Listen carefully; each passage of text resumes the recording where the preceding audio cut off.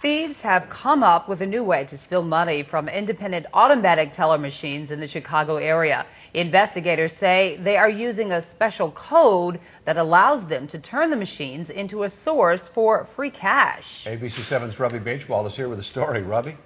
Well, Ron, Cheryl, ATM Systems out of Maryland is affected by all this, and they say that someone, likely with insider knowledge, passed codes to others that eventually led to people on Chicago streets being able to use those codes to tap independent ATMs for windfall amounts of cash. Now, individual accounts were not targeted in this spree. It ran from late December to late January, just a machine's ability to dole out the right kind of bills. Crime Stoppers says these three men are responsible for taking $140,000 from several ATMs in the downtown River North neighborhood. ATMs like this one, operated by ATM Systems out of Maryland, were victimized by crooks using master codes to access a machine's software and make it think it was dispensing $1 bills instead of $20 bills. For a $100 withdrawal and a generic gift card, say, that would mean 120s spilling out rather than 5.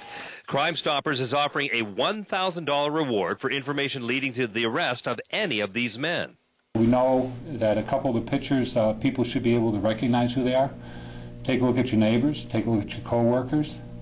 If you think you know who did this crime, call the 800 number. Police and the ATM company stress no personal accounts were compromised. ATM Systems says affected machines were reset by the crooks so subsequent customers would experience the machine operating normally. Security consultant Joel Dubin works on ATM code issues with banks and says what happened with the independent machines is typical of how cybercrime is segmented. You have like these organized criminal rings that are the professionals, the brains behind the whole thing. They're writing the code and doing all the hard work, and then they can give it to sort of the street level grunt that all they need to do is, here's the code, just go to the machine and do what you need to do. ATM Systems acknowledges it has a problem with someone leaking critical codes. How much are you worried that your machines and your business is essentially the target of organized crime?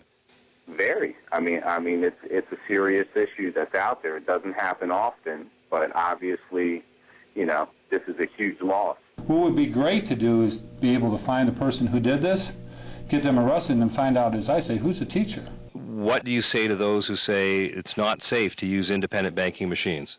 I say that that's 100% not true.